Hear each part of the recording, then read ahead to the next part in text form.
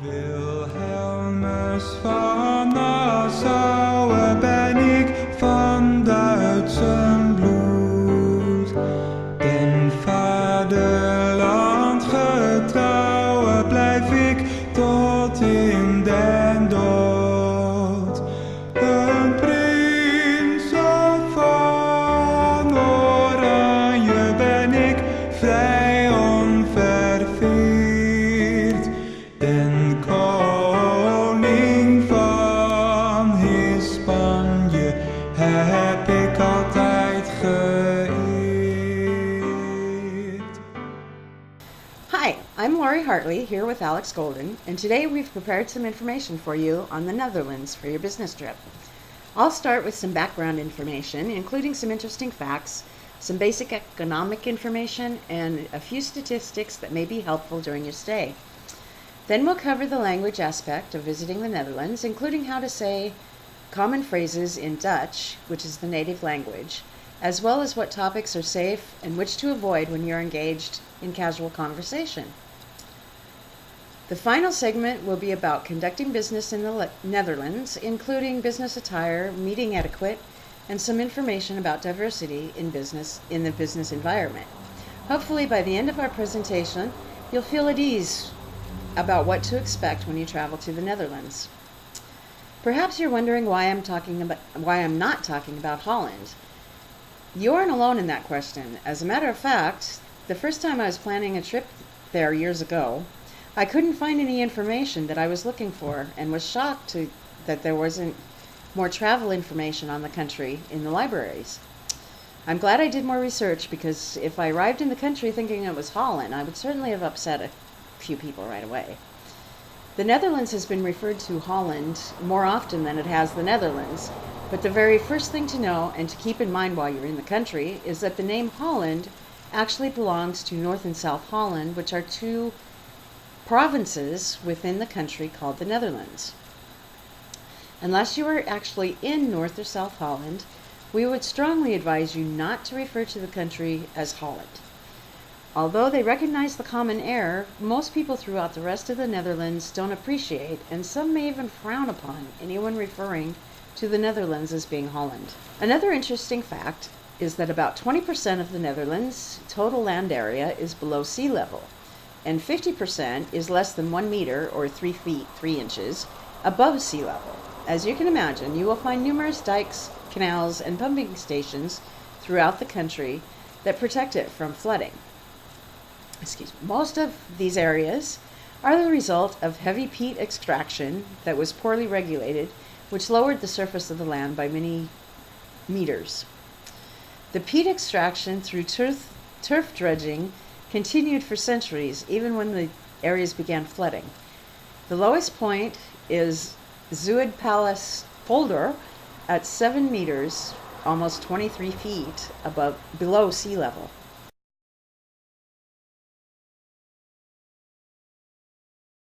The Netherlands has the 17th largest economy in the world. Since the 16th century, the leading sectors of the Dutch economy have been shipping, fishing, trade, banking, and tourism. It's the world's 7th largest exporting country, with total exports totaling $576.9 billion in 2011. Imports totaled $514.1 billion in 2011, which makes it the 10th largest importer of the world. There are few natural resources in the Netherlands, so over the centuries, the people of the country have become quite skilled in the import-export business. The Netherlands is open to global trade and investments, and the overall regulatory and entrepreneurial environment is efficient and transparent. Functional banking regulations have been established and help enable healthy entrepreneurial activity. Starting a business has minimal capital requirements, and establishment only takes 8 days as compared to the world average of 30 days. The currency of the Netherlands is the euro, and as of today, the euro is worth $1.25 in US dollars. If you decide that you want to live in the Netherlands, although the tax rate is quite high at up to 52%, there's an excellent healthcare system in place that's available to everyone. The standard of medical care is quite high, and all possible medical services are accessible with no referrals or other restrictions. The education system also has an excellent reputation. Residents can choose from American, British, German, French, and Japanese schools, which are scattered throughout the country. Many of the higher education courses are provided in English, and many of the universities have close affiliations with foreign counterparts. The Netherlands offer more college courses in English than any other European country. Commercial real estate, offices, residential housing, food and consumer goods are all reasonably priced.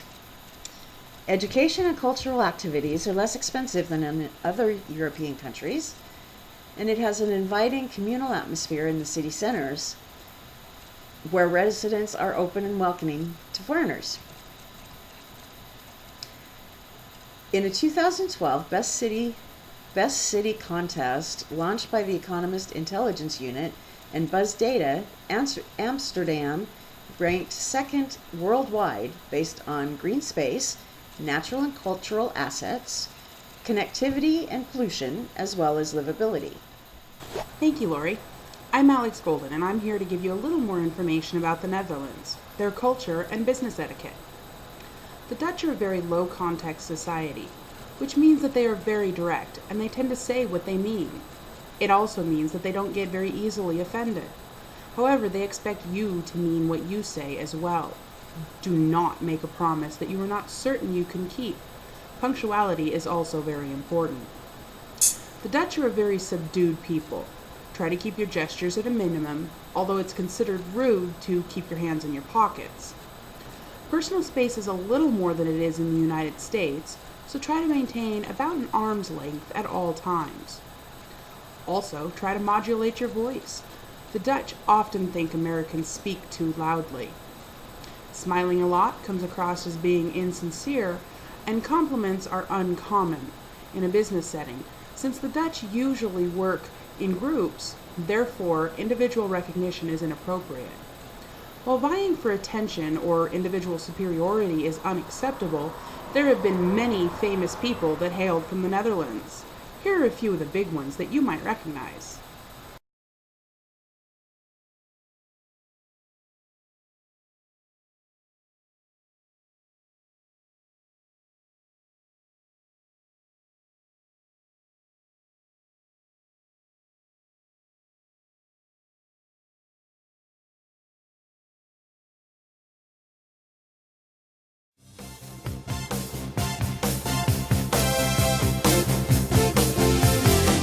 I get up and nothing gets me down. Hallo, mijn naam is Kenneth van Grinsven. Ik werk als hoofd van de afdeling netwerk en systeembeheer bij SNS Securities. SNS Securities is een broker. We zitten midden in het centrum van Amsterdam. 100 meter achter mij is het Paleis van de Koningin bijvoorbeeld. En het is echt een ideale plek om hier te werken. Hey, Kenneth, wait. Can you try that again? I don't think anyone understood you. Okay, so he's not exactly famous, but I've asked Kenneth to come help us with this video. Please, Kenneth, can you introduce yourself? Hi, my name is Kenneth van Grinsven. I work as head of the Network and System Administration Department for SNS Securities. SNS Securities is a Dutch broker. We are located in the center of Amsterdam. 100 meters behind me is the Palace of the Queen, for example, and this is a great place to work. What do you do? I work for SNS Securities, along with 200 other persons working here. SNS Securities is part of SNS Real Group, the fourth largest Dutch financial company. And at SNS Securities we provide trading services. We are a broker and we work for pension funds, high net worth individuals and other large companies. At SNS Securities I am a head of the Network and System Administration Department, and my responsibilities are managing the team of system administrators, making sure we are connected to all the trading venues, managing connections to brokers, managing connections to customers. Does the Netherlands do a lot of international business? I would say, yeah, definitely. We do a lot of international business. And I guess we sort of have to, because we are a pretty small country. There are 17 million people living here, which is about the same amount of people as living in the New York metropolitan area. And being such a small country, you have to do a lot of international business in order to stay wealthy. And I guess it's in our genes. A few hundred years ago, the Netherlands was the wealthiest country of the world. We had the largest navy, and we have always been traders. Currently, we are trading mostly, I guess, with Germany and France, but we also still do a lot of business in the United States and also emerging markets like China. We are investing heavily in those countries. And for S&S Securities, the company where I work, we of course also do a lot of international business, being a broker. The Dutch stock market is not that big, so we must have a lot of international markets in our portfolio. What are the big cultural differences between the Netherlands and the United States? I don't think there are big differences. I think our cultures are similar to a large point. We watch the same TV shows, we eat the same kind of food, we mostly enjoy the same things. I think the biggest difference between the Dutch and Americans is that the Dutch are much more direct. We are thought to think freely, and we express ourselves freely, and yeah, I would say that's the biggest difference. What should a visiting business person expect of a business meeting in the Netherlands? Do you mix personal and professional lives? On meeting the first time, things are a bit formal. You of course shake hands. People would sit down at the table. You would ask them what do you want to drink, coffee, tea, soda, whatever. After people have been served drinks, we would start by introducing ourselves, make a round so everybody can introduce themselves. You would limit yourself usually to business topics. What do you do at the company? How long have you worked there? What products are you working on, etc. And usually you don't start to talk about personal interests. Exchange business cards and get the meeting started. If you know the business partners for a little bit longer, there's usually some chit-chat at the beginning of the meeting, and they could range from the weather, sports, to what you did last weekend, where you're going on vacation, etc. And the chit-chat could last up to 15-20 minutes before we start doing business. Is it important to have a personal relationship with the people you do business with? I would say yes. It makes it easier to understand each other.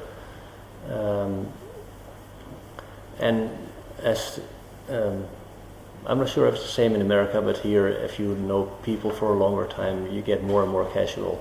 I mean, you still dress up the same, but you can talk about basically anything and still do business. And there are no friends in business, but I think people still strive to become friends with the people they do business with.